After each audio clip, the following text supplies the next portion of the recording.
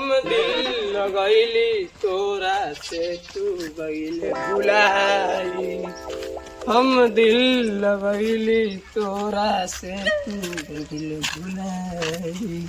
चलो अब दिल्ली गुजरात जीवन कटी अब एजा रहे लायक नहीं थे। चलो जाओ दिल्ली गुजरात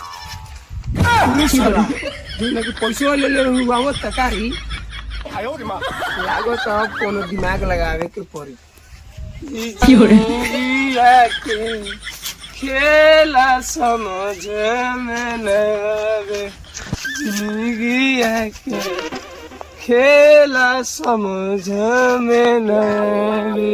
10,000 रुपया का आज हमारा बहुत जरूरी काम बा। एगो के पैसा देले बानी उ तो लौकतो नहीं थे आना भेटाते बा। अरे साला उहे हकारे लागता कि आवत आज मिल जी पैसा। चलो देखत क्या कहता का रे बाबू पैसा ले ले बड़े कहिया देबे पैसा हमारी यार। कहीं मर दे काल तारा के तेही आवत रही वही में या तोरा गिर गेल गोड़ टूट गइल बा। अशोक डॉक्टर कहता प्लास्टर करे के पड़ी। हम घर में पट्टी बांध के काम चलावत है। उ सब ना बाजी। अच्छा ना पैसा देवे के पड़ी।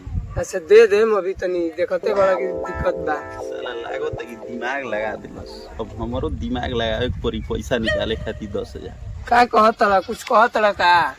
हां ये कहत ना कि हमरो के काल रवि रंजन डॉक्टर बारन ना विक्रमगंज के। हां आंख का नाक देखला कहलन कि तार आंख अब तुरंत खराब जाए वाला बा। 12,000 रुपया लगी चश्मा में। तो ये 300 के देले बन चश्मा तो ये लगा के चलती तो तन तन लौकता। आ फिर ना लगी तो हमारा आँखिए चल जाई। अरे पैसा देवे के पड़ी। गोड़ के सवाल बा का करेंगे अब कहत प्लास्टर करे के घर में पट्टी पे काम ना तो ऐसे ना होई। आज पैसा कोनो हालत में देवे के पड़ी ना तो अरे कुछ तो सामान देवे के पड़ी। अरे तो हमरा का बहुए के अब तहरा के दिन अरे तो आज कोनो चीज दे ही के पड़ी। अच्छा ना काहे हमार बहुत जरूरी बा। उहाँ ना जाई तो हमार काम गड़बड़ा जाई।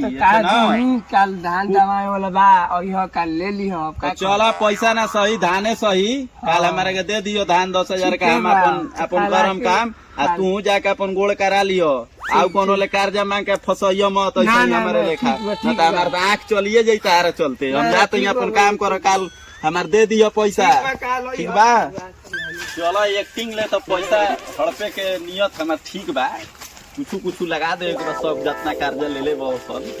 चलो काल धान ले ले आ हिरदा बनिया बारन जे बगल में बेच के जाए पटना मरीन ड्राइव पे ऐसो यस। चलो अब चलो कोई दिक्कत नहीं है सब ऐसे बा।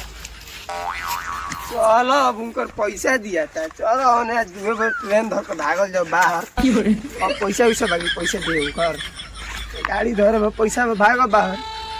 पैसा दिया था 10,000 रुपया कहाँ से हम धान बेच के दी उनका कहे कहाँ से धान था खाऊं बन के।